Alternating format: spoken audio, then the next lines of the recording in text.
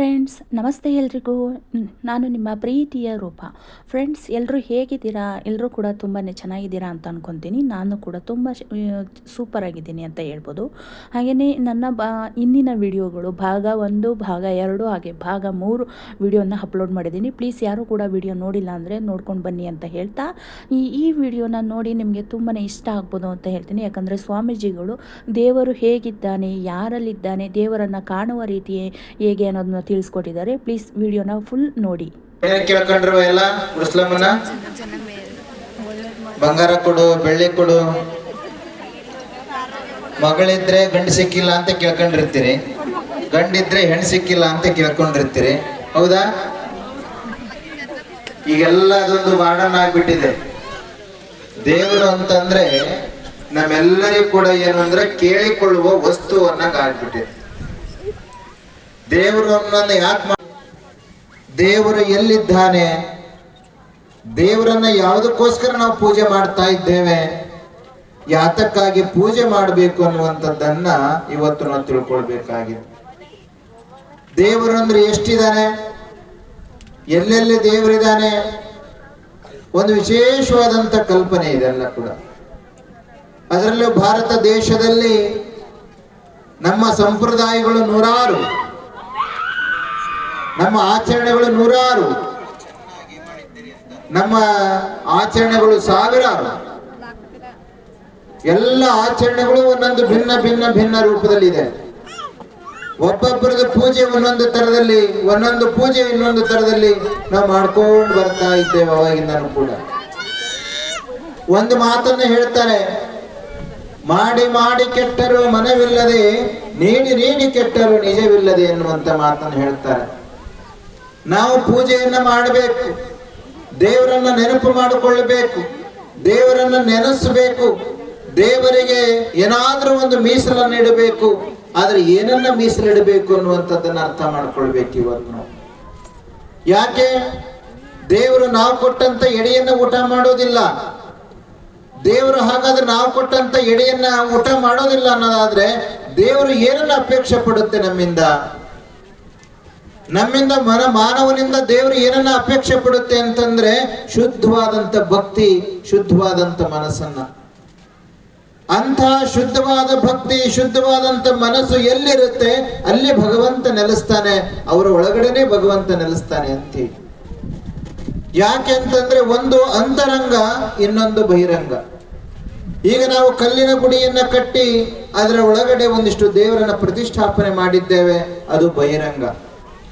ನಾನು ಬದುಕಿದ್ದೇನೆ, ನಾನು ಅಂತರಂಗ. ಯಾಕೆ ನಾವು ಬದುಕಿದ್ದೇವೆ ಅಂತಂದ್ರೆ ನನ್ನೊಳಗೂ ಒಬ್ಬ ಪರಮಾತ್ಮ ಇದ್ದಾನೆ, ಅಲ್ಲಿ ದೇವಸ್ಥಾನ ಇದೆ ಅಂತಂದ್ರೆ ಬಹಿರಂಗದಲ್ಲೂ ಕೂಡ ಒಂದು ದೇವರಿದ್ದಾನೆ ಅಂತ ಅರ್ಥ. ನಾವು ನಮ್ಮ ಒಳಗಡೆ ದೇವರನ್ನ ಕಾಣೋದಕ್ಕೋಸ್ಕರ ಬಹಿರಂಗದ ದೇವರನ್ನ ಪೂಜೆ ಮಾಡ್ಲಿಕ್ಕೆ ಪ್ರಾರಂಭ ಮಾಡ್ತೇವೆ. ಅದಕ್ಕೆ ಹಿಂದಿದ್ದವರು ಒಂದು ಮಾತನ್ನ ಹೇಳಿದ್ರು. ಯಾಕೆ ಅಂತಂದ್ರೆ ನಮಗೆ ದೇವರನ್ನ ಕಾಣಬೇಕಾದ್ರೆ ನಮಗೆ ಕಾಣ್ಲಿಕ್ಕೆ ಸಾಧ್ಯತೆ ಆಗೋದಿಲ್ಲ. ಯಾಕೆಂತಂದ್ರೆ ನಮಗೆ ಬಹಿರಂಗವಾಗಿರುವಂಥದ್ದು ಒಂದು ವಸ್ತು ಬೇಕಾಗುತ್ತೆ.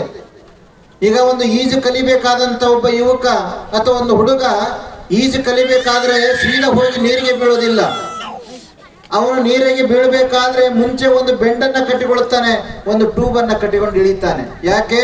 ಅದು ನನ್ನನ್ನು ಮುಳುಗಿಸ್ಬಾರ್ದು ಅನ್ನೋ ಕಾರಣಕ್ಕಾಗಿ. ಹಾಗೆ ನಮಗೆ ದೇವರು ಅನ್ನುವಂಥದ್ದು ಗೊತ್ತಿಲ್ಲ.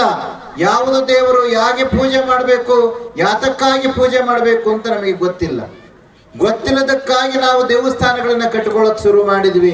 ಆ ದೇವರ ಹೆಸರಿನ ಮೇಲೆ ಪೂಜೆಗಳನ್ನ ಪ್ರಾರಂಭ ಮಾಡಿದ್ವಿ. ಆ ದೇವರಿಗೆ ನೈವೇದ್ಯವನ್ನು ಕೊಡ್ಲಿಕ್ಕೆ ಪ್ರಾರಂಭ ಮಾಡಿದ್ವಿ. ನಮ್ಮ ಕಷ್ಟಗಳನ್ನ ದೇವರ ಹತ್ರ ಹೇಳ್ಕೊಡ್ಲಿಕ್ಕೆ ಪ್ರಾರಂಭ ಮಾಡಿದ್ವಿ. ಅದು ತಪ್ಪು ಅಂತ ಅಲ್ಲ, ಆದ್ರೆ ಅದರ ಮುಖಾಂತರ ಇನ್ನೊಂದಿಷ್ಟು ನಾವು ಏನನ್ನ ಸಲ್ಲಿಸ್ಬೇಕು ಅಂತಂದ್ರೆ ನಾವು ಅಂತರಂಗವನ್ನ ಶುದ್ಧವಾಗಿ ಭಕ್ತಿಯನ್ನ ಸಲ್ಲಿಸ್ಬೇಕು. ಭಗವಂತನಿಗೆ ಎಲ್ಲದಕ್ಕಂತ ನಾವು ಕೊಡುವ ಒಡವೆ, ವಸ್ತ್ರ ಎಲ್ಲದಕ್ಕಿಂತ ಹೆಚ್ಚಾಗಿ ಬಹಳ ಜನ ತಾಯಂದ್ರು ದೇವರಿಗೆ ಸೀರೆಯನ್ನ ತಂದು ಕೊಡ್ತೀರಿ, ಕೆಲವರು ಒಡವೆಯನ್ನ ತಂದು ಕೊಡ್ತೀರಿ, ಇನ್ನೊಂದಿಷ್ಟು ವಸ್ತುಗಳನ್ನ ತಂದು ಕೊಡ್ತೀರಿ. ದೇವರು ಅದನ್ನ ಹೇಳುತ್ತೆ, ಅವೆಲ್ಲವೂ ಸರಿಪ, ಆದ್ರೆ ಒಂದಿಷ್ಟು ಮನಸ್ಸನ್ನು ಕೂಡ ಶುದ್ಧವಾಗಿರೋ ಮನಸ್ಸನ್ನು ನನಗೆ ಕೊಡು ಅಂತ ಹೇಳುತ್ತೆ. ಯಾಕೆ? ಮನಸ್ಸು ಶುದ್ಧವಾಗಿದ್ರೆ ಮಹಾದೇವನು ಕೂಡ ನೆಲೆಸ್ತಾನೆ ಅಂತ ಹೇಳಿ. ಅದಕ್ಕೆ ಹಿಂದೆ ಮನೆಯೇ ಮಹಾದೇವ ಅಂತ, ಮನೆಯೇ ಮಂದಿರ ಅಂತ ಕರೆದ್ರು. ಮನಸ್ಸೇ ಮಹಾದೇವ ಅನ್ನುವಂಥ ಮಾತನ್ನ ಕೂಡ ಹೇಳಿದ್ರು. ಯಾಕೆ ಅದನ್ನ ಹೇಳಿದ್ರು ಅಂತಂದ್ರೆ ಅಂತರಂಗವನ್ನ ಶುದ್ಧವಾಗಿಟ್ಟುಕೊಂಡ್ರೆ ದೇವರು ಕೂಡ ನೆಲೆಸ್ತಾನೆ ಅಂತ ಹೇಳಿ. ತಾಯಂದ್ರಿಗೆ ತಾವೆಲ್ಲರೂ ಕೂಡ ಅನ್ಕೊಂಡಿದ್ದೀರಿ, ಯಾರ ಕೇಳಿದ್ರೆ ದೇವರು ನಿಮಗೆ ಏನ್ ಕೊಟ್ಟಿದ್ದಾನೆ ಅಂತ ಯಾರು ಕೇಳಿದ್ರೆ ಇಲ್ಲೆಲ್ಲರೂ ಹೇಳ್ತೇವೆ, ದೇವರು ಈ ವರ್ಷ ಒಳ್ಳೆ ಭತ್ತ ಕೊಟ್ಟ, ಒಳ್ಳೆ ಅಡಿಕೆ ಕೊಟ್ಟದನೆ, ಒಳ್ಳೆ ರೇಟ್ ಕೊಟ್ಟಾನೆ, ಜೋಳ ಕೊಟ್ಟಾನೆ, ಎಲ್ಲವನ್ನೂ ಕೊಟ್ಟಾನೆ ಅಂತ ನೀವು ಹೇಳ್ಕೊಂತೀರಿ. ಹೌದಲ್ವೋ? ಹೇಳ್ಕೊಂತೀರಾ? ಹಾಗಾದ್ರೆ ಅಂಥ ದೇವರಿಗೆ ನೀವೇನು ಕೊಟ್ಟಿದ್ದೀರಿ ಅಂತ ಕೇಳಿ ನೋಡೋಣ. ಇಳೆ ನಿಮ್ಮ ದಾನ, ಬೆಳೆ ನಿಮ್ಮ ದಾನ, ಸುಳಿದು ಸೂಸುವ ಗಾಳಿ ನಿಮ್ಮ ದಾನವಯ್ಯ, ನಿಮ್ಮ ದಾನವನ್ನುಂಡು ಅನ್ಯರನ್ನು ಹೊಗಳುವ ಕುನ್ನಿಗಳನ್ನೇನೆಂಬೆ ಅನ್ನುವಂಥ ಮಾತನ್ನು ಹೇಳ್ತಾರೆ. ಈ ಗಾಳಿ, ನೀರು, ಬೆಳಕು ಇದೆಲ್ಲದೂ ಕೂಡ ಪ್ರಕೃತಿ ಇದೆಯಲ್ಲ, ಇದು ಭಗವಂತ ಕರುಣಿಸಿರುವಂತ ಒಂದು ದೊಡ್ಡ ಸಂಪತ್ತು. ಆ ಸಂಪತ್ತೆಲ್ಲವನ್ನು ಉಪಯೋಗಿಸಿಕೊಂಡು ನಾವು ಬದುಕಿದ್ದೇವೆ ಈ ಭೂಮಿ ಮೇಲೆ. ಯಾಕೆ? ಭೂಮಿ ಭಗವಂತಂದು, ಆಕಾಶ ಭಗವಂತಂದು, ನೀರು ಭಗವಂತಂದು, ಈ ಬೆಳೆ ಎಲ್ಲ ಅವಂದು. ಅವನೇನನ್ನು ನಮಗೆ ಕೊಟ್ಟಿದ್ದಾನೋ ಅದನ್ನ ಉಪಯೋಗಿಸಿಕೊಂಡು ನಾವು ಬದುಕಿದ್ದೇವೆ ಈ ಭೂಮಿ ಮೇಲೆ. ಹಾಗಾದ್ರೆ ನಾವು ಭಗವಂತನಿಗೆ ಏನನ್ನ ಕೊಟ್ಟಿದ್ದೇವೆ ವಾಪಸ್ಸು ಅಂತ ಯೋಚನೆ ಮಾಡಿದ್ರೆ ಬಹುಶಃ ನಾವು ಕೊಟ್ಟಿರುವಂತದ್ದೇನೇ ಇಲ್ಲ. ನಾವು ಯಾರು ತಾಯಂದ್ರು ನಾವು ನಿಮಗೆ ಕೇಳಿದ್ರೆ ಎಷ್ಟವ ಭಗವಂತನಿಗೆ ಸಮಯ ಕೊಟ್ಟಿದ್ದೀರಿ ಅಂತ ಕೇಳಿದ್ರೆ, ವಸ್ತುಗಳದ್ದು ಹೋಗ್ಲಿ, ಸಮಯ ಎಷ್ಟು ಕೊಟ್ಟಿದ್ದೀರವ ಅಂತ ಹೇಳಿದ್ರೆ ಸಮಯವನ್ನು ಕೊಡ್ಲಿಕ್ಕೆ ನಿಮಗೆ ಟೈಮೇ ಇಲ್ಲ ಈಗ. ಯಾಕೆ ಅಂತಂದ್ರೆ 5 ರಿಂದ 10 ನಿಮಿಷ ಟೈಮ್ ಕೊಡಕ್ ಆಗ್ತಿಲ್ಲ ಮನೆಯಲ್ಲಿ ದೇವರಿಗೆ.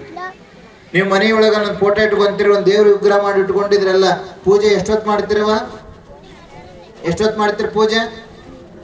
5 ನಿಮಿಷ 10 ನಿಮಿಷ, ಅದು ವಾರಕ್ಕೊಂದ್ಸಲ, ಅದು ಸಮಯ ಇದ್ರೆ, ಇಲ್ಲಿದ್ರೆ ಅದು ಇಲ್ಲ. ಆದ್ರೆ ಧಾರಾವಾಹಿ ಎಷ್ಟೊತ್ತು ನೋಡ್ತಿರವ ದಿನ? ಒಂದು ದಿನಕ್ಕೆ 4 ಗಂಟೆನಾದ್ರೂ ಧಾರಾವಾಹಿ ನೋಡ್ತೀರಿ, ಹೌದಾ? ಹಾಗಾದ್ರೆ ಏನು ಉಪಯೋಗ ಇಲ್ಲದಂತ ಧಾರಾವಾಹಿಯನ್ನ, ಆ ಧಾರಾವಾಹಿಯಲ್ಲಿ ಏನ್ ಬರ್ತಾವ? ಅತ್ತಿಗೆ ಹೆಂಗ್ ಇಷ್ಟ ಹಾಕ್ಬೇಕು, ಗಂಡನಿಗೆ ಹೆಂಗ್ ಡೈವರ್ಸ್ ಕೊಡ್ಬೇಕು, ಮಗಳಿಗೆ ಹೆಂಗ್ ಡೈವರ್ಸ್ ಕೊಡಿಸ್ಬೇಕು, ಅತ್ತೆ ಮಾವ ಹೆಂಗ್ ಜಗಳ ಮಾಡಬೇಕು, ಹೆಂಗ್ ಆಸ್ತಿ ಭಾಗ ಮಾಡ್ಕೊಳ್ಬೇಕು ಅಣ್ಣ ತಮ್ಮಗಳದ, ಇವೆಲ್ಲವೂ ಬರ್ತಾವ ಅದರೊಳಗಡೆ. ಅದನ್ನ ಬೇಡಾಗದೇ ಇರೋದನ್ನ, ಮನೆ ಕೆಡಿಸುವಂತದ್ದನ್ನ, ಮನೆಯನ್ನ ಹಾಳು ಮಾಡಬೇಕಾದಂಥದ್ದನ್ನ ಬಹಳ ಹೊತ್ತು ಕುತ್ಕೊಂಡು ನೋಡ್ತೇವೆ. ಆದ್ರೆ ಇಷ್ಟೆಲ್ಲ ಕೊಟ್ಟಂತ ಭಗವಂತನಿಗೆ ಸಮಯವನ್ನು ಎಷ್ಟು ಕೊಟ್ಟಿದ್ದೇವೆ ಅಂತ ಒಂದ್ಸಲ ಯೋಚನೆ ಮಾಡಿ. ಎಷ್ಟು ಕೊಟ್ಟಿದ್ದೇವೆ ನಾವು ಸಮಯವನ್ನ? ಭಗವಂತನ ಸಮಯ ಕೊಡಕ್ ನಮ್ಮ ಹತ್ರ ಟೈಮ್ ಇದೆ. ಸುಮ್ಮನೆ ಯೋಚನೆ ಮಾಡಿ. ಹಾಗಾದ್ರೆ ಭಗವಂತ ಇಷ್ಟೆಲ್ಲ ಕೊಟ್ಟ ಭಗವಂತನಿಗೆ ನಮಗೆ ಸಮಯ ಕೊಡಕ್ ಆಗ್ಲಿಲ್ಲ ಅಂತಂದ್ರೆ ಭಗವಂತ ನಮ್ಮ ಕಷ್ಟಗಳನ್ನ ಹೇಗೆ ಈಡೇರಿಸ್ಲಿಕ್ಕೆ ಸಾಧ್ಯತೆ ಇದೆ? ಸುಮ್ಮನೆ ಯೋಚನೆ ಮಾಡಿ. ನಾವಿವತ್ತು ಭಗವಂತನಿಗೆ ಟೈಮ್ ಅನ್ನು ಕೊಟ್ಟೇ ಇಲ್ಲ. ಅದಕ್ಕೆ ಹಿಂದೆ ಜಪ ಅಂತ ಮಾಡಿದ್ರು, ತಪ ಅಂತ ಮಾಡಿದ್ರು, ಭಜನೆ ಅಂತ ಮಾಡಿದ್ರು, ಪೂಜೆ ಅಂತ ಮಾಡಿದ್ರು. ಯಾಕೆ? ಅದ್ರ ಮುಖಾಂತರ ಒಂದಿಷ್ಟು ದೇವರನ್ನ ನೆನಪು ಮಾಡಿಕೊಳ್ಳಿ, ಅದಕ್ಕೋಸ್ಕರವಾಗಿ ಒಂದಿಷ್ಟು ಸಮಯವನ್ನ ಮೀಸಲಾಗಿಡಲಿ, ಅದಕ್ಕೋಸ್ಕರವಾಗಿ ಒಂದಿಷ್ಟು ಭಗವಂತನನ್ನ ನೆನಪು ಮಾಡಿಕೊಳ್ಳಿ. ಯಾಕೆ? ನಾವಿವತ್ತು ಶಿವ ಶಿವ ಎಂದರೆ ಭಯವಿಲ್ಲ, ಶಿವ ನಾಮಕ ಸಾಟಿ ಬೇರಿಲ್ಲ ಅನ್ನುವಂತ ಮಾತನ್ನ ಹೇಳ್ತಾರೆ. ಅದರ ಅರ್ಥ, ನಂಬಿ ಕರೆದರೆ ಓ ಎನ್ನನ ಶಿವನು, ನಂಬರು ನೆಚ್ಚರು ನಂಬಲರಿಯರು ಈ ಲೋಕದ ಮನುಜರು ಅನ್ನುವಂತ ಮಾತನ್ನ ಹೇಳ್ತಾರೆ. ಅಂದ್ರೆ ಭಗವಂತನ ಹೆಂಗ ಕರಿಬೇಕು ನಾವು ಅಂತಂದ್ರೆ ನಂಬಿ ಕರಿಬೇಕು ಅಂತೇಳಿ. ಹೇಗೆ ನಂಬಿಕೆ ಇಡಬೇಕು ಅಂತಂದ್ರೆ, ಈಗ ತಾವೆಲ್ಲರೂ ನೋಡಿದ್ದೀರಿ, ಹಸುಗಳನ್ನ ಸಾಕ್ತಿದ್ರಿ ಎಲ್ಲರೂ ಕೂಡ. ಆ ತಾಯಿ ಹಸುಗಳನ್ನ ಎಳ್ಕೊಂಬಂದ್ರೆ ಅದು ಸುಮ್ಮನೆ ಆದ್ರೆ ಸಾಕು, ಅದ್ರ ಹಿಂದ್ಗಡೆ ಓಡ್ ಬರುತ್ತೆ. ಹಾಗೆ ನೀವು ಭಗವಂತನನ್ನ ನೆನಪು ಮಾಡ್ಕೊಂಡ್ರೆ ಸಾಕು, ಭಗವಂತ ನಿಮ್ಮ ಜೊತೆಯಲ್ಲೇ ಇರ್ಬೇಕು ಯಾವಾಗ್ಲೂ ಕೂಡ. ಆ ರೀತಿಯಲ್ಲಿ ಭಕ್ತಿಯನ್ನು ಸಮರ್ಪಣೆ ಮಾಡ್ಬೇಕು ಅಂತ ಹೇಳಿ. ಭಕ್ತಿ ಇಲ್ಲದ ಬಡವನಾನಯ್ಯ ಕಕ್ಕಯ್ಯನ ಮನೆಯಲ್ಲೂ ಬೇಡಿದೆ, ಚೆನ್ನಯ್ಯನ ಮನೆಯಲ್ಲೂ ಬೇಡಿದೆ, ದಾಸಯ್ಯನ ಮನೆಯಲ್ಲೂ ಬೇಡಿದೆ. ಎಲ್ಲ ಶರಣರು ನೆರೆದು ಭಕ್ತಿ ಭಿಕ್ಷವನಿಕ್ಕಿದೊಡೆ ಎನ್ನ ಪಾತ್ರೆ ತುಂಬಿತ್ತು ನೋಡ ಅಂತ ಹೇಳ್ತಾರೆ. ಅಂದ್ರೆ ನಮ್ಮಲ್ಲಿ ದೇವರನ್ನ ವಿಷಯ ಬಂದಾಗ ಜಾತಿ ಮತ ಧರ್ಮದ ಕೀಳು ವಿರ್ಮೆ ಬರಬಾರದು. ನಾನು ದೊಡ್ಡವನು ನಾನು ಸಣ್ಣವನನ್ನ ಭೇದ ಭಾವ ಬರಬಾರದು. ನಾನು ಗಂಡು ನಾನು ಹೆಣ್ಣು ಅನ್ನುವಂಥ ಭೇದ ಭಾವಗಳು ಬರಬಾರದು. ನಾನು ಚಿಕ್ಕವನು ನಾನು ಶ್ರೀಮಂತ ನಾನು ಬಡವ ಅನ್ನುವಂಥ ಭೇದ ಭಾವ ಬರಬಾರದು. ಎಲ್ಲರಿಗೂ ಭಗವಂತ ಆ ಒಬ್ಬನೇ ಅನ್ನುವಂಥ ಭಾವನೆಯನ್ನ ವ್ಯಕ್ತಪಡಿಸ್ಕೋಬೇಕು ನಾವು. ಅವಾಗ ಮಾತ್ರ ದೇವರನ್ನ ನೆನಪು ಮಾಡಿಕೊಳ್ಳುವಂಥದ್ದು, ದೇವರನ್ನ ಪ್ರತಿಷ್ಠಾಪನೆ ಮಾಡಿದ್ದು ಸಾರ್ಥಕತೆ ಆಗುತ್ತೆ. ಇವತ್ತು ನೀವೆಲ್ಲರೂ ಕೂಡ ಬಹಳ ಕಷ್ಟಪಟ್ಟು ದೇವರನ್ನ ಪ್ರತಿಷ್ಠಾಪನೆ ಮಾಡ್ಕೊಂಡಿದ್ದೀರಿ. ಬಹಳ ಸುಂದರವಾದ ವಾತಾವರಣದಲ್ಲಿ ಈ ದೇವಸ್ಥಾನವನ್ನು ನಿರ್ಮಾಣ ಮಾಡಿದ್ದೀರಿ. ನೋಡಿ, ಸುತ್ತ ಪರಿಸರ, ನೀರು, ಗಿಡ, ಮರ, ಹಸಿರು. ಇದು ದೇವರ ಸೃಷ್ಟಿ. ಇದು ಭಗವಂತನ ಕರುಣೆ. ಇಲ್ಲೆಲ್ಲ ಬಹಳ ಸೌಂದರ್ಯಯುತವಾಗಿದೆ. ಇಲ್ಲಿ ನೀವು ಹೇಗೆ ಇದನ್ನು ಉಳಿಸ್ಕೊಂಡು ಹೋಗ್ಬೇಕು ಅಂತಂದ್ರೆ ಇದು ಸುಂದರವಾದ ಕ್ಷೇತ್ರ ಆಗಬೇಕು ಮುಂದಿನ ದಿನಗಳಲ್ಲಿ. ಅದಕ್ಕೆ ಏನು ಅರ್ಪಣೆ ಮಾಡ್ಬೇಕು ನೀವು? ಒಂದು ಮೊದಲನೇದ್ದು ಭಕ್ತಿ ಅರ್ಪಣೆ ಮಾಡ್ಬೇಕು. ಇಲ್ಲಿ ಬರುವಂತವ್ರು ಭಕ್ತಿಯಿಂದ ಬರಬೇಕು.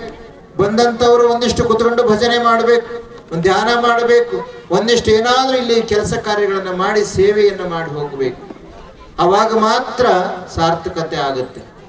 ನಾವು ದೇವಸ್ಥಾನಗಳನ್ನ ಕಟ್ಟಿ ದೇವಸ್ಥಾನಗಳ ನಿರ್ಮಾಣ ಮಾಡಿ ಈಗ ಎಲ್ಲರ ಕಡೆ ದಾನ ಧರ್ಮಗಳನ್ನ ಇಸ್ಕೊಂಡು ಉಳ್ಳಂತವರಿಂದ ದುಡ್ಡು ಇಸ್ಕೊಂಡು ಇವತ್ತು ಒಂದು 25 ಲಕ್ಷನೋ 50 ಲಕ್ಷನ ದೇವಸ್ಥಾನ ಖರ್ಚು ಮಾಡಿದ್ದೀರಿ. ಆ ಖರ್ಚು ಮಾಡಿರೋ ಹಣ ಸಾರ್ಥಕತೆ ಆಗಬೇಕಲ್ಲ. ದೇವಸ್ಥಾನಕ್ಕೆ ದಾನವನ್ನ ಕೊಟ್ಟಂತವ್ರು ಕಷ್ಟಪಟ್ಟು ದುಡಿದು ಅವರಲ್ಲಿ ಉಳಿಸಿದಂತ ಹಣದಲ್ಲಿ ಸ್ವಲ್ಪ ಕೊಟ್ಟಿರ್ತಾರೆ. ಸಾರ್ಥಕತೆ ಆಗಬೇಕಾದ್ರೆ ನೀವು ಕೂಡ ಅದನ್ನ ಸಾರ್ಥಕತೆ ಪಡಿಸ್ಕೊಳ್ಬೇಕು. ಹಾಗಾಗಿ ವರ್ಷಕ್ಕೊಂದ್ಸಲ ಜಾತ್ರೆ, ತಿಂಗಳಿಗೆ ಸಲ ಏನಾದ್ರೂ ಕಾರ್ಯಕ್ರಮಗಳು, ವಾರಕ್ಕೊಂದು ಸಲ ಪೂಜೆ, ದಿನನಿತ್ಯ ಒಂದು ಕ್ಷಣ 10 ನಿಮಿಷ 1 ಗಂಟೆಯಲ್ಲಿ ಬಂದು ಹೋಗುವಂಥದ್ದು ಅಭ್ಯಾಸವನ್ನ ಮಾಡಿಕೊಳ್ಳಿ. ಮನೆಯಲ್ಲೇ ಕುತ್ಕೊಂಡು ಬರೀ ಫ್ಯಾಮಿಲಿದೆ ಸಂಸಾರದ್ದೇ ಮಾತಾಡಿಕೊಂಡು ಜೀವನವನ್ನ ಹಾಳು ಮಾಡ್ಕೊಳ್ಳಕ್ ಹೋಗ್ಬೇಡಿ. ಜೀವನ ಒಂದು ಕ್ಷಣಿಕ ಅಷ್ಟೇ. ಇದು ಯಾಕೆ ಬಂದಿದೆ, ಸುಮ್ಮನೆ ನಿಮಗೊಂದು ಮಾತನ್ನ ಹೇಳ್ತೀವಿ. ಒಂದು ಕತೆ ಚಿಕ್ಕದಾಗಿ. ಒಬ್ಬ ತಾಯಿ ಇದ್ಲು. ಆ ತಾಯಿ ಹೋಗುವ ದಾರಿಯಲ್ಲಿ ಒಂದು ಆಶ್ರಮ ಇತ್ತು. ಆ ಆಶ್ರಮದ ಒಳಗಡೆ ಒಬ್ಬ ಸನ್ಯಾಸಿಗಳಿದ್ರು. ಒಂದು ದಿನ ಆ ಸನ್ಯಾಸಿಗಳು ಆ ತಾಯಿಯನ್ನ ಕೇಳಿದ್ರು, ಅಲ್ಲವಾ, ಒಂದು ದಿನನೂ ಮಠಕ್ಕೆ ಬರಲಿಲ್ಲ, ಒಂದು ದಿನನೂ ಪ್ರವಚನ ಕೇಳಲಿಲ್ಲ, ಯಾಕೆ ಹಿಂಗ್ ಮಾಡ್ತಾ ಇದ್ದೀಯ? ಒಂದು ದಿನ ಮಠಕ್ಕೆ ಬಂದು ಪ್ರವಚನ ಕೇಳ್ಕೊಂಡು ಹೋಗು ಅಂತ ಅಂದ್ರು. ಅವಾಗ ತಾಯಿ ಹೇಳಿದ್ಲು, ಅಲ್ಲ ಗುರುಗಳೇ, ನನಗಿನ್ನು ಚಿಕ್ಕ ವಯಸ್ಸು, ನಾನಿನ್ನು ಮದುವೆ ಆಗ್ಬೇಕಾಗಿದೆ, ಮದುವೆ ಆದ್ಮೇಲೆ ನೋಡೋಣ, ಈಗ ಸದ್ಯ ಬರಕ್ಕಾಗೋದಿಲ್ಲ ಅಂದ್ಲು. ಆಯ್ತು, ಮದುವೆ ಆಯ್ತು. ಮತ್ತೊಂದಿನ ಗುರುಗಳು ಭೇಟಿ ಆದ್ರು, ಕೇಳಿದ್ರು, ಅಲ್ಲವ ಈಗೆಲ್ಲ ಮದುವೆ ಆಯ್ತಲ್ಲ, ಈಗಾದ್ರೂ ಪ್ರವಚನಕ್ಕೆ ಬರ್ಬೋದಾಗಿತ್ತಲ್ಲ ಕೇಳಲಿಕ್ಕೆ ಅಂತಂದ್ರು. ಅವಾಗ ಅವಳು ಹೇಳಿದ್ಲು, ಈಗ ತಾನೇ ಮದುವೆ ಆಗಿದೆ ಗುರುಗಳೇ, ಇನ್ನು ಮಕ್ಕಳು ಆಗಿಲ್ಲ, ಮಕ್ಕಳು ಆದ್ಮೇಲೆ ಬರ್ತೇನೆ ಅಂತ. ಸರಿ ಆಯ್ತು, ಮಕ್ಕಳು ಆದ್ಮೇಲೆ ಮತ್ತೆ ಭೇಟಿ ಆದ್ಲು.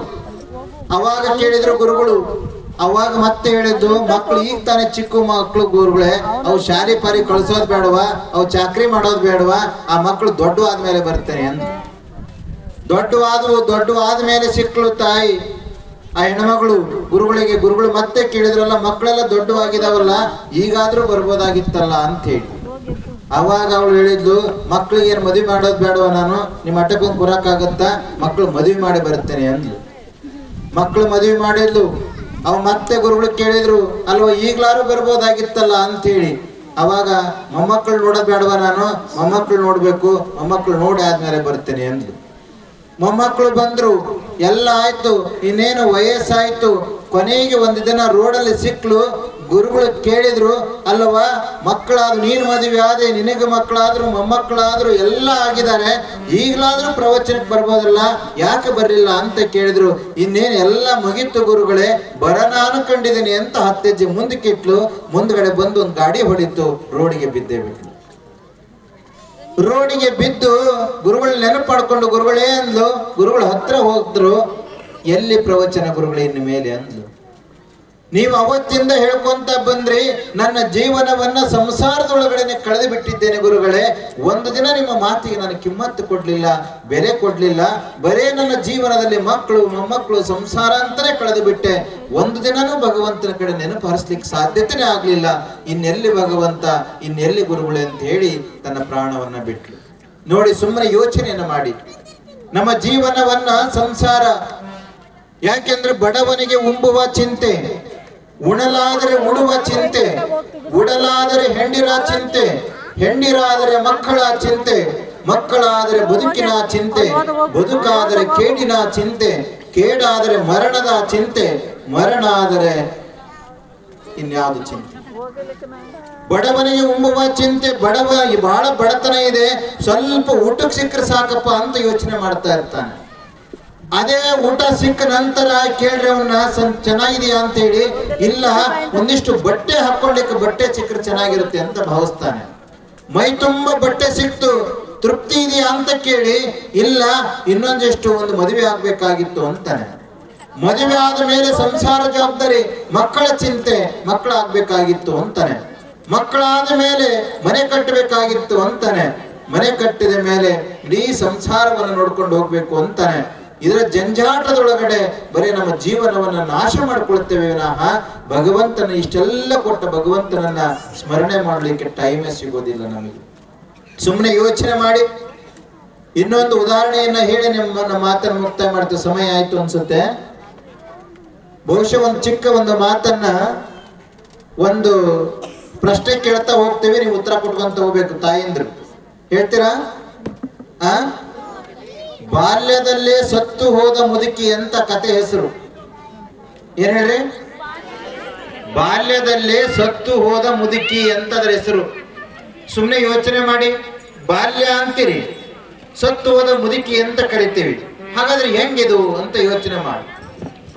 ಒಂದು ದಿನ ಒಬ್ಬ ಗುರುಗಳು ಮನೆಯ ಮುಂದುಗಡೆ ಭಿಕ್ಷಕ್ಕೆ ಬಂದರು. ಬೌದ್ಧನ ಕಾಲ, ಅವತ್ತಿನ ಕಾಲದಲ್ಲಿ ಬೌದ್ಧ ಸನ್ಯಾಸಿ, ಬಹಳ ಚಿಕ್ಕ ವಯಸ್ಸಿನ ಸನ್ಯಾಸಿ ಒಬ್ಬ ತಾಯಿಯ ಮುಂದುಗಡೆ ಬಂದು ಭಿಕ್ಷೆಯನ್ನು ಕೇಳಿದ. ಆ ತಾಯಿ ಅವಾಗ ತಾನೇ ಮದುವೆ ಆಗಿದ್ಲು. ಆ ಮನೆಯ ಒಳಗಡೆ ಒಂದು ಕುಟುಂಬ. ಆ ಕುಟುಂಬದಲ್ಲಿ ಆ ಯಜಮಾನ ಒಂದು ರೇಷನ್ ಅಂಗಡಿಯನ್ನು ಇಟ್ಕೊಂಡಿದ್ದ. ಅಂದ್ರೆ ರೇಷನ್ ವ್ಯಾಪಾರವನ್ನ ಮಾಡ್ತಾ ಇದ್ದ. ಒಂದು 4 ಜನ ಇದ್ರ ಕುಟುಂಬದಲ್ಲಿ, ಗಂಡ, ಹೆಂಡತಿ, ಮಗ, ಸೊಸಿ, 4 ಜನ ಇದ್ರು. ಆ ಮನೆಯ ಮುಂದುಗಡೆ ಒಬ್ಬ ಚಿಕ್ಕ ವಯಸ್ಸಿನ ಸನ್ಯಾಸಿ ಆ ಮನೆಯ ಮುಂದುಗಡೆ ಭಿಕ್ಷಕ್ಕೆ ಕೇಳಲಿಕ್ಕೆ ಬಂದ. ಅವಾಗ ಆ ಗುರುಗಳು ಭಿಕ್ಷಾ ಅಂದ ತಕ್ಷಣ ಸೊಸಿ ಒಳಗಡೆಯಿಂದ ಬಂದು ಸೊಸಿ ಕೇಳಿದ್ದು, ಗುರುಗಳೇ ಯಾಕೆ ಇಷ್ಟು ಬೇಗನೆ ಬಂದಿದ್ದೀರಲ್ಲ ಅಂತ ಕೇಳಿ.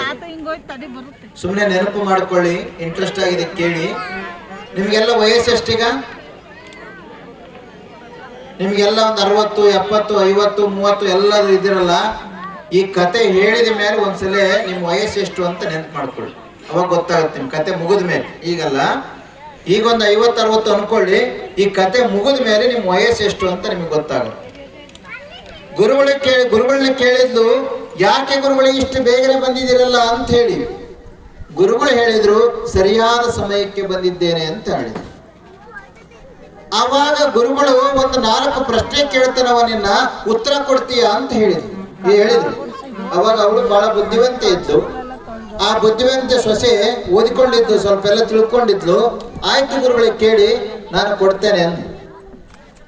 ಹಾಗಾದ್ರೆ ನಿನ್ನ ವಯಸ್ಸು ಎಷ್ಟವ ಅಂತ ಕೇಳಿದ್ರು ಗುರುಗಳು.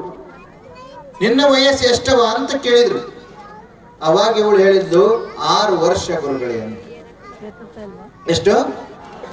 6 ವರ್ಷ ಅಂತ. ಒಳಗಡೆ ಮಾವ ಅತ್ತೆ ಕುತ್ಕೊಂಡಿದ್ರು, ಗಂಡ ಕುತ್ಕೊಂಡಿದ್ದ. ಅವ್ರು ಈ ಕಡೆ ನೋಡ್ಲಿಕ್ಕೆ ಶುರು ಮಾಡಿದ್ರು. ಇವಳ ಕಡೆ ಏನ್ ಮಾತಾಡ್ತಾ ಇದ್ದಾಳೆ ಇವಳು? ಅಲ್ಲ, ಇವಳಿಗೆ ಒಂದು 18-20 ವರ್ಷ ಆಗಿದೆ, ಮದುವೆ ಮಾಡ್ಕೊಂಡ್ ಬಂದಿದ್ದೇವೆ, 6 ವರ್ಷ ಅಂತ ಹೇಳ್ತಾ ಇದ್ದಾಳಲ್ಲ, ಹೆಂಗೆ ಅಂತ ಸ್ವಲ್ಪ ಯೋಚನೆ ಮಾಡಕ್ ಶುರು ಮಾಡಿದ್ರು. 6 ವರ್ಷದವ್ರಿಗೆ ಯಾರು ಮದುವೆ ಆಗುತ್ತಾ? 6 ವರ್ಷದ ಮದುವೆ ಆಗಲ್ವಾ? ಅವಳು ಹೇಳಿದ್ಲು, ನನಗೆ 6 ವರ್ಷ ಗುರುಗಳೇ ಅಂತ. ಅವಾಗ 2ನೇ ಪ್ರಶ್ನೆಯನ್ನ ಕೇಳಿದ್ರು ಗುರುಗಳು, ಹಾಗಾದ್ರೆ ನಿನ್ನ ಗಂಡನಿಗೆ ಎಷ್ಟು ವರ್ಷ? ನನ್ನ ಗಂಡನಿಗೆ 3 ವರ್ಷ ಗುರುಗಳೇ ಅಂತ. ಬಹಳ ಆಶ್ಚರ್ಯ ಆಯ್ತು. ಯಾಕೆ? ಒಳಗಡೆ ಗಂಡ 30-35 ವರ್ಷದ ಗಂಡ ಕುತ್ಕೊಂಡಿದ್ದಾನೆ, ಅತ್ತೆ ಕುತ್ಕೊಂಡಿದ್ದಾಳೆ, ಮಾವ ಕುತ್ಕೊಂಡಿದ್ದಾನೆ.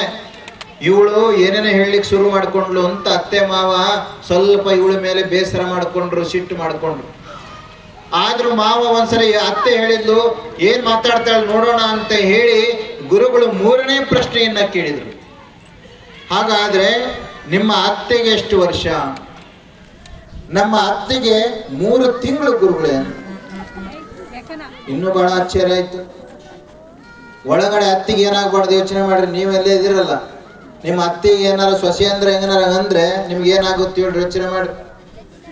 ಒಳಗಡೆ ಅವಳಿದ್ದಾಳೆ 50 ವರ್ಷದ ಅತ್ತೆ, ಇವಳು ಹೇಳ್ತಾ ಇದ್ದಾಳೆ 3 ತಿಂಗಳು ಅಂತ ಹೇಳಿ. ಅವಾಗ ಬಹಳ ಆಶ್ಚರ್ಯ ಆಯ್ತು ಅವ್ರಿಗೆ. ಒಳಗಡೆ ಸಿಟ್ಟು ಬರ್ತಾ ಇತ್ತು. ಏನು ಇಲ್ಲಿಲ್ಲದ ತಪ್ಪು ಹೇಳ್ತಾ ಇದ್ದಾಳಲ್ಲ, ಸುಳ್ಳು ಹೇಳ್ತಾ ಇದ್ದಾಳಲ್ಲ ಅಂತ ಅನಿಸ್ಲಿಕ್ಕೆ ಶುರುವಾಯ್ತು. ಅವಾಗ 4ನೇ ಪ್ರಶ್ನೆಯನ್ನ ಕೇಳಿದ್ರು ಗುರುಗಳು, ಹಾಗಾದ್ರೆ ನಿಮ್ಮ ಮಾವನಿಗೆ ಎಷ್ಟು ವರ್ಷ? ನಮ್ಮ ಮಾವ ಇನ್ನು ಹುಟ್ಟೇ ಇಲ್ಲ ಗುರುಗಳೇ ಅಂತ. ಬಹಳ ಆಶ್ಚರ್ಯ ಆಯ್ತು. ಅವನು ಒಳಗಡೆನೆ ಕುತ್ಕೊಂಡಿದ್ದ, ಗುಣಕಲ್ ಕುತ್ಕೊಂಡೆ.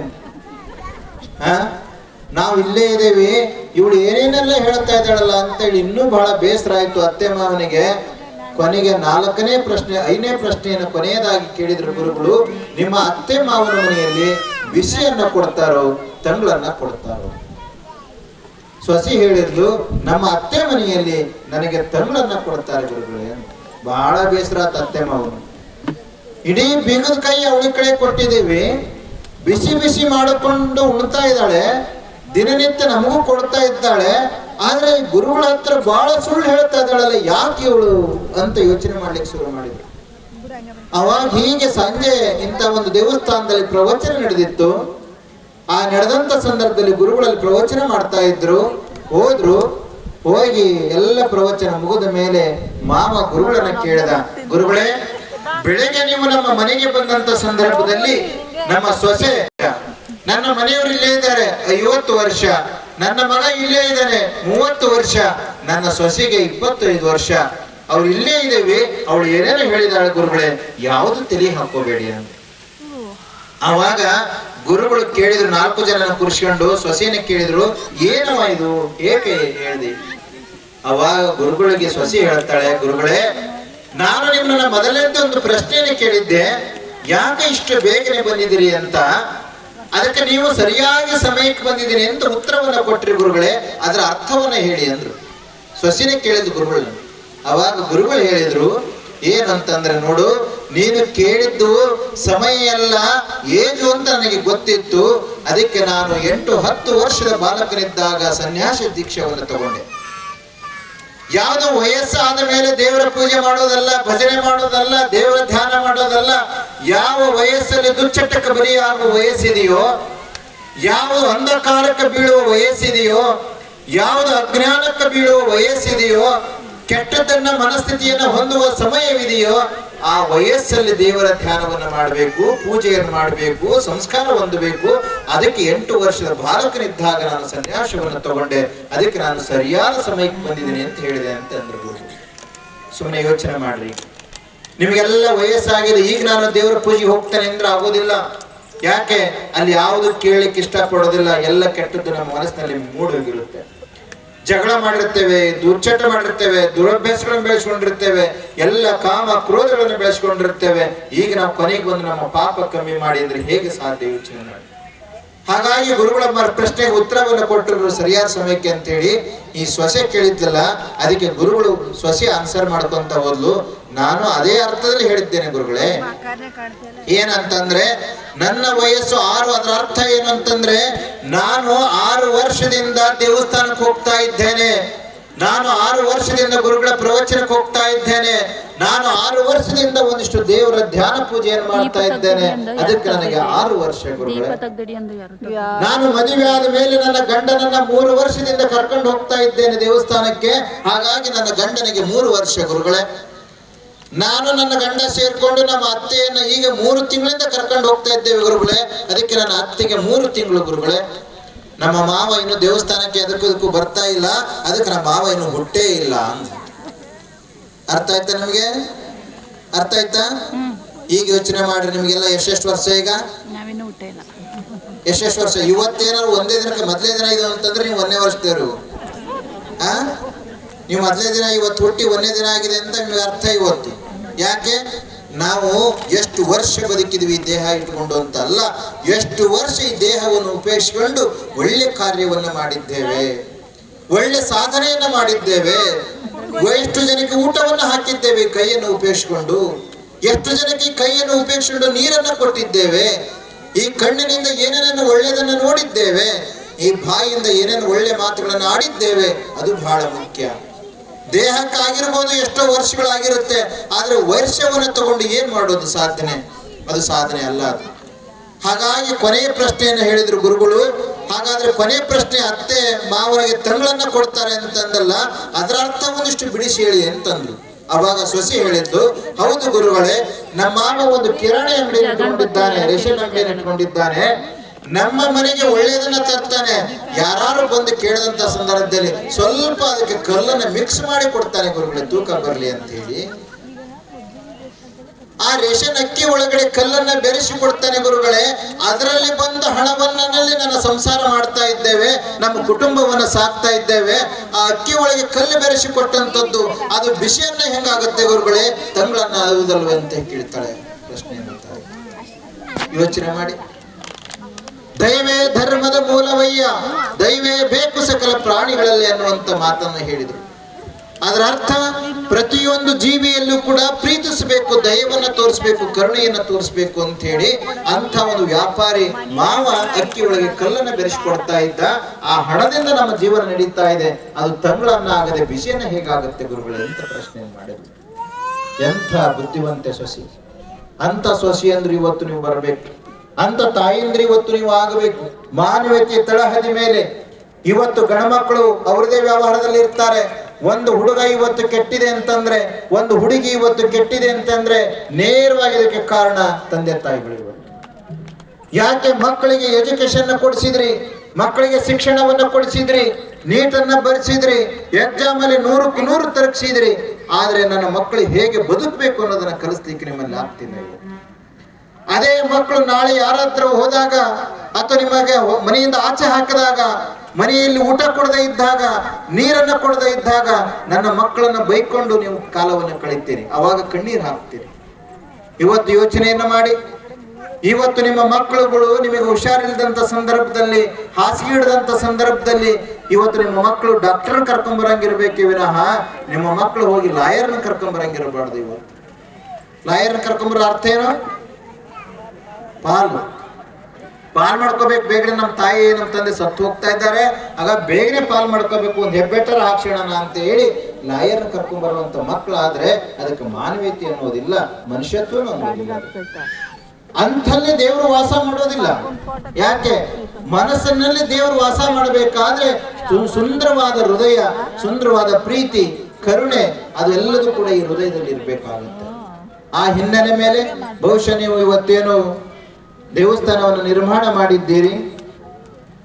ಪನ್ನಾವರ ಗ್ರಾಮದವರು ಬಹಳ ಸುಂದರವಾಗಿ ದೇವಸ್ಥಾನವನ್ನು ನಿರ್ಮಾಣ ಮಾಡಿದ್ದೀರಿ. ನಿಮಗೆ ಭಗವಂತ ತಾಯಿ ಉಡಿಸ್ಲಮ್ಮ ಅಂತ ಒಂದು ಶಕ್ತಿಯನ್ನು ನಿಮಗೆ ಕರುಣಿಸಲಿ, ಅಂಥ ಒಂದು ಮನಸ್ಥಿತಿಯನ್ನ ತರುವಂತ ಜ್ಞಾನವನ್ನ ನಿಮಗೆ ಬೆಳಗಲಿ. ಬಹುಶಃ ನೀವು ದೇವರ ಮೇಲೆ ನಂಬಿ ಕರೆದರೆ ಓಯ್ಯನೇ ಶಿವನು, ನಂಬರು ನೆಚ್ಚರು ಈ ಲೋಕದ ಮನುಜರು ಅನ್ನುವಂತ ನಂಬಿ ಕರೆಯಿರಿ. ಭಗವಂತನ ಪೂಜೆ ಮಾಡಬೇಕಾದ್ರೆ ಬಂದು ಏನೋ ಒಂದು ವಸ್ತು ಕೊಡ್ತೀರಿ, ನೈವೇದ್ಯ ಮಾಡ್ತೀರಿ. ದೇವ್ರೆ ಒಂದ್ ಚೀಲ ಭತ್ತ ಕೊಡ್ತೇನೆ, ಆ ಪಕ್ಕದ ಮನೆಯನ್ನು ಕಾಲ್ ತೆಗೆದು ಬಿಡುವಂತ ಯಾರನ್ನ ಕೇಳ್ಕೊಳಕ್ ಹೋಗ್ಬೇಡಿ. ಪಕ್ಕದ ಮನೆ ಜಮೀನು ನಾ ತಗೊಳಂಗ್ ಮಾಡುವಂತ ಕೇಳ್ಕೊಳಕ್ ಹೋಗ್ಬೇಡಿ. ಇಲೆಕ್ಷನ್ ಅಲ್ಲಿ ಅವ್ನು ಸೋಲ ಮಾಡುವಂತ ಕೇಳ್ಕೊಳಕ್ ಹೋಗ್ಬೇಡಿ. ನೀವೇನ್ ಕೇಳ್ಕೊಂಡ್ರೆ ದೇವ್ರೆ ಯಾರು ಹೆಂಗಾರ ಆಗ್ಲಿ ನನ್ನನ್ನ ಚೆನ್ನಾಗಿಟ್ಟಿರು, ಇನ್ನೊಬ್ರಿಗೆ ಒಳ್ಳೇದನ್ನ ಮಾಡುವಂತ ಗುಣವನ್ನ ನನಗೆ ಕೊಡು ಸಾಕು ಅಂತ. ಅಂಥ ಒಂದು ಇವತ್ತು ವ್ಯವಸ್ಥೆಯನ್ನ ನಾವು ಮಾಡ್ಕೊಳ್ಬೇಕಾಗಿದೆ. ಇವತ್ತು ಬಂಧುಗಳು, ಮಕ್ಕಳಿಗೆ ವಿದ್ಯೆಯ ಜೊತೆಯಲ್ಲಿ ವಿನಯವನ್ನ ಕಲಿಸಿ, ಗುಣದ ಜೊತೆಯಲ್ಲಿ ರೂಪದ ಜೊತೆಯಲ್ಲಿ ಗುಣವನ್ನು ಕೂಡ ಕಲಿಸಿ. ಅದಿತ್ತು ಅಂತಂದ್ರೆ ನಾಳೆ ನಿಮ್ಮನ್ನು ಬಹಳ ಚೆನ್ನಾಗಿ ನೋಡ್ಕೊಳ್ತಾರೆ. ನಿಮ್ಮ ಮಕ್ಕಳು ನಿಮ್ಮನ್ನ ನೋಡ್ಕೊಂಡಿಲ್ಲ ಅಂತಂದ್ರೆ ಅದರಂತ ಶಾಪ, ಅದರಂತ ನೋವು ಇನ್ಯಾವುದು ನಿಮಗೆ ಬರ್ಲಿಕ್ಕೆ ಸಾಧ್ಯತೆ ಇಲ್ಲ. ಬಹುಶಃ ನೀವು ದೇವರಿಗೆ ಹೋಗದೇ ಇರಿ, ಆದ್ರೆ ಕುಟುಂಬನೇ ಒಂದು ದೇವಸ್ಥಾನ ಆಗ್ಬೇಕು, ಮನೆನೇ ಒಂದು ದೇವಸ್ಥಾನ ಆಗಬೇಕು. ಮನೆಯ ಒಳಗಡೆ ಇರುವಂತವರೆಲ್ಲರೂ ಕೂಡ ದೇವರಾದ್ರೆ ಅಂತ ದೇವಸ್ಥಾನಗಳ ಅವಶ್ಯಕತೆ ನಮಗೆ ಇರ್ಲಿಕ್ಕೆ ಸಾಧ್ಯತೆ ಆಗುತ್ತೆ. ಆ ಹಿನ್ನೆಲೆ ಮೇಲೆ ಇವತ್ತು ನೀವು ತುಂಬಾ ಸುಂದರವಾಗಿ ನಮ್ಮ ಜಗದೀಶ್ ಬಹಳ ಒತ್ತಡ ಮಾಡಿ ಹೇಳಿದ್ದ, ಮೊನ್ನೆ ಫೋನ್ ಮಾಡಿನೂ ಕೂಡ ಹೇಳಿದ, ಆದ್ರೂ ಕೂಡ ನಾವು ಇವತ್ತು ಬರಲೇಬೇಕು ಅಂತ ಹೇಳಿ ಬಂದಿದ್ದೇವೆ. ನಿಮ್ಮನ್ನೆಲ್ಲ ನೋಡಿದಾಗ ಬಹಳ ನಮಗೆ ಸಂತೋಷ ಆಯ್ತು. ಬಹಳ ಸುಂದರವಾಗಿ ದೇವಸ್ಥಾನವನ್ನ ಕಟ್ಟಿದ್ದೀರಿ. ಈ ವಾತಾವರಣವನ್ನು ಹೀಗೆ ಇಟ್ಟುಕೊಳ್ಳಿ. ನಾಳೆ ಜಮೀನಿನ ವಿಷಯದಲ್ಲೂ ಇನ್ಯಾವುದೋ ವಿಷಯದಲ್ಲಿ ದೇವಸ್ಥಾನಕ್ಕೆ ಬೀಗ ಹಾಕಿ ಈ ದೇವಸ್ಥಾನ ನಮಗೆ ಸೇರ್ಬೇಕು ಅಂತ ಹೇಳಿ ಜಗಳ ಮಾಡಿಕೊಂಡು ಇನ್ನೆಲ್ಲಿಗೂ ಹೋಗುವಂತ ಅವಕಾಶಗಳು ಬರಬಾರದು. ಇದು ಬಹಳ ಗ್ರಾಮಗಳಲ್ಲಿ ನಡೀತಾ ಇದೆ, ಬಹಳ ದೇವಸ್ಥಾನಗಳಲ್ಲಿ ಇದೆಲ್ಲ ನಡೀತಾ ಇದೆ. ದೇವಸ್ಥಾನ ಬಹಳ ಅದ್ದೂರಿಯ ಉದ್ಘಾಟನೆ ಮಾಡ್ಬಿಡ್ತೇವೆ, ಕೊನೆಗೆ ಪೂಜೆ ಮಾಡೋ ವಿಷಯದಲ್ಲಿ ಜಗಳ ಮಾಡ್ಕೊಂಡು ಅದಕ್ಕೆ ಬೀಗವನ್ನ ಹಾಕೊಂಡು ಹೋಗ್ಬಿಡುತ್ತೆ. ಅದು ದೇವರ ಭಕ್ತಿ ಆಗೋದಿಲ್ಲ. ಇಷ್ಟೆಲ್ಲ ಖರ್ಚು ಮಾಡಿ ಈ ಜಾಗದಲ್ಲಿ ಒಂದು ಸುಂದರ ಪಾರ್ಕ್ ಮಾಡಿ ಬಂದಂತರ ಒಂದು ಅರ್ಧ ಗಂಟೆ ಆರಾಮ ಕುತ್ಕೊಂಡು ಹೋಗ್ಬೇಕು. ಸುಂದರವಾದ ಹೂವಿನ ಗಿಡಗಳನ್ನ ಬೆಳೆಸಿ ಹೂವಿನ ಗಿಡಗಳೆಲ್ಲ ಒಂದು ಅದ್ಭುತ ಶಕ್ತಿ ಇದೆ ಅಂತ ಒಂದು ವಾತಾವರಣ ಕ್ರಿಯೇಟ್ ಮಾಡಿ ಎನ್ನುವಂತ ಮಾತನ್ನು ಕೂಡ ಹೇಳ್ತಾ, ಬಹುಶಃ ಗ್ರಾಮದ ಎಲ್ಲ ಹಿರಿಯವರಿಗೆ, ಗ್ರಾಮದ ಜನತೆಗೆ ಬಹಳ ನಮ್ಮನ್ನು ಪ್ರೀತಿಯಿಂದ ಆಹ್ವಾನ ಮಾಡಿದ್ದಕ್ಕಾಗಿ ಧನ್ಯವಾದಗಳನ್ನು ಅರ್ಪಿಸ್ತಾ, ದೇವಸ್ಥಾನ ಸಮಿತಿಯವರಿಗೆ ಇರ್ಬೋದು, ಅದರ ಜೀರ್ಣೋದ್ಧಾರಕ್ಕಾಗಿ ಓಡಾಡಿದಂತ ಎಲ್ಲ ಭಕ್ತಾದಿಗಳಿಗೆ, ಗ್ರಾಮದವರಿಗೆ, ಹಾಗೆ ಅದಕ್ಕೆ ದೇಣಿಗೆಯನ್ನು ಕೊಟ್ಟಂತ ಎಲ್ಲ ದೇಣಿಗೆ ಕೊಟ್ಟಂತ ಮಹಾದಾನಿಗಳಿಗೆ ಅಭಿನಂದನೆಗಳನ್ನು ಸಲ್ಲಿಸ್ತಾ, ಪುಷ್ಪಗಿರಿ ಯಾರು ನೋಡಿದಿರಾ? ಎಷ್ಟು ಜನ ನೋಡಿದ್ರೆ ಕೈ ಎತ್ತೆ. ಓ ಪರವಾಗಿಲ್ಲ, ಎಷ್ಟು ಜನ ಬಂದಿದ್ದೀರಿ. ಪುಷ್ಪಗಿರಿ ಬನ್ನಿ, ಬಹಳ ಸುಂದರವಾದ ಪ್ರವಾಸಿ ತಾಣವಾಗಿದೆ. ಸಾವಿರಾರು ಜನ ಇವತ್ತು ಬರ್ತಾ ಇದ್ದಾರೆ ಪುಷ್ಪಗಿರಿಗೆ. ಹಾಸನ ನಗರದಲ್ಲಿ ಪುಷ್ಪಗಿರಿ ಇವತ್ತು ಮೆಡಿಕಲ್ ಕಾಲೇಜು, ಹಾಗೆ ಒಂದು ಸಾಫ್ಟ್ವೇರ್ ಕಂಪನಿ, PU ಕಾಲೇಜು, ಹಾಸನದಲ್ಲಿ ಬೇರೆ ಬೇರೆ ಇವತ್ತು ಫಾರ್ಮಸಿ, ಡಿಪ್ಲೊಮಾ ಈ ತರ ಕಾಲೇಜುಗಳನ್ನ ಹಾಸನದಲ್ಲಿ ನಾವು ಮಾಡಿದ್ದೇವೆ. ಅದರ ಸದುಪಯೋಗವನ್ನು ಕೂಡ ನೀವು ಪಡ್ಕೊಳ್ಳಿ. ಯಾರೆಲ್ಲ ಹಾಸ್ಟೆಲ್ ಇದೆ, ಹಾಸನದಲ್ಲಿ ಒಂದು ಹಾಸ್ಟೆಲ್ ಇದೆ, ನಮ್ದು ಮಹಿಳಾ ಹಾಸ್ಟೆಲ್, ಅದರ ಸದುಪಯೋಗವನ್ನ ಕೂಡ ಪಡ್ಕೊಳ್ಳಿ. ಗೊತ್ತಿಲ್ಲದೆ ಇದ್ರೆ ಜಗದೀಶ್ ಅವ್ರ ಹತ್ರ ನಂಬರ್ ಇರುತ್ತೆ, ಫೋನ್ ಮಾಡಿ ತಿಳ್ಕೊಳ್ಳಿ. ಹಾಗೆ ಈ ಸಲ ಒಂದು ಹಾಸ್ಪಿಟಲ್ ಅನ್ನು ಕೂಡ ಮಾಡ್ತಾ ಇದ್ದೇವೆ ನಾವು. ಹಾಸನದ ಕೃಷ್ಣನಗರದಲ್ಲಿ ಒಂದು ಕ್ಯಾನ್ಸರ್ ಹಾಸ್ಪಿಟಲ್, ಒಂದು ದೊಡ್ಡ 100 ಕೋಟಿ ರೂಪಾಯಿ ಯೋಜನೆಯಲ್ಲಿ ಒಂದು ಹಾಸ್ಪಿಟಲ್ ಅನ್ನು ಕೂಡ ನಾವು ಕಟ್ತಾ ಇದ್ದೇವೆ. ಅದರ ಸದುಪಯೋಗವನ್ನು ನೀವು ಪಡ್ಕೊಳ್ಳಿ. ಅದಕ್ಕೆ ನಿಮ್ಮ ಕೈಲಾದಂತ ಧನ ಸಹಾಯವನ್ನು ಕೂಡ ಅರ್ಪಿಸಿ ನಿಮ್ಮಲ್ಲಿ ಇರುವಂತ ಜೀವನವನ್ನ ಸಾರ್ಥಕ ಮಾಡಿಕೊಳ್ಳಿ ಎನ್ನುವಂತ ಮಾತನ್ನು ಕೂಡ ಹೇಳ್ತಾ, ಎಲ್ಲರಿಗೂ ಇವತ್ತು ಕಾಯಿಲೆ ಬರ್ತಾ ಇದೆ. ಯಾಕೆ ಕಾಯಿಲೆ ಬರ್ತಾ ಇದೆ ಅಂತಂದ್ರೆ, ಹುಟ್ಟಿದ ಮಕ್ಳಿಗೂ ಕಾಯಿಲೆನೆ, ದೊಡ್ಡವ್ರಿಗೂ ಕಾಯಿಲೆ. ತಾಯಂದ್ರೆ ಇವತ್ತು ಯೋಚನೆ ಮಾಡ್ಬೇಕು ನೀವು, ಯಾಕೆ ಹಿಂದೆ ಕಾಯಿಲೆ ಬರ್ತಿರ್ಲಿಲ್ಲ, ಇವತ್ತು ಯಾಕೆ. ಫ್ರೆಂಡ್ಸ್, ವಿಡಿಯೋನ ಫುಲ್ ನೋಡಿದವರು ಎಲ್ರಿಗೂ ಕೂಡ ತುಂಬಾ ಥ್ಯಾಂಕ್ಸ್ ಅಂತ ಹೇಳ್ತಾ, ಹಾಗೆ ನೋಡಿದವರಿಗೆ ಗೊತ್ತಾಗಿರುತ್ತೆ ಯಾವ ರೀತಿ ಅಂದರೆ ದೇವರನ್ನ ಪೂಜೆ ಮಾಡೋ ರೀತಿ, ಹಾಗೆ ದೇವರನ್ನ ಎಲ್ಲಿ ಕಾಣಬೇಕು ಅನ್ನೋದನ್ನು ಈ ಸ್ವಾಮೀಜಿಗಳು ನೀಟಾಗಿ ಅರ್ಥ ಮಾಡಿಸಿದ್ದಾರೆ ಅಂತ ಅಂದ್ಕೊತೀನಿ. ಸೊ ಈ ವಿಡಿಯೋ ನಿಮಗೆ ಇಷ್ಟ ಆದರೆ ಪ್ಲೀಸ್ ಲೈಕ್ ಮಾಡಿ, ಶೇರ್ ಮಾಡಿ, ಹಾಗೆ ಕಮೆಂಟ್ ಮಾಡಿ ಅಂತ ಹೇಳ್ತಾ, ನಿಮ್ಮಲ್ಲೂ ಕೂಡ ನೀವು ದೇವರನ್ನ ಕಾಣಲಿಕ್ಕೆ ಈ ಒಂದು ಸ್ವಾಮೀಜಿಗಳು ಹೇಳಿರೋವಂಥ ಲೈನ್ಸ್ಗಳು ತುಂಬಾ ಯೂಸ್ ಆಗುತ್ತೆ. ದಯವಿಟ್ಟು ಪ್ರತಿಯೊಬ್ಬರಲ್ಲೂ ದೇವರಿದ್ದಾನೆ, ಆ ದೇವರನ್ನು ನಾವು ಕಾಣೋ ರೀತಿ, ದೃಷ್ಟಿಕೋನ ಒಂದೇ ಆಗಿರಬೇಕು ಅಂತ ಹೇಳ್ತಾ, ಥ್ಯಾಂಕ್ ಯು ಸೋ ಮಚ್ ಎಲ್ರಿಗೂ.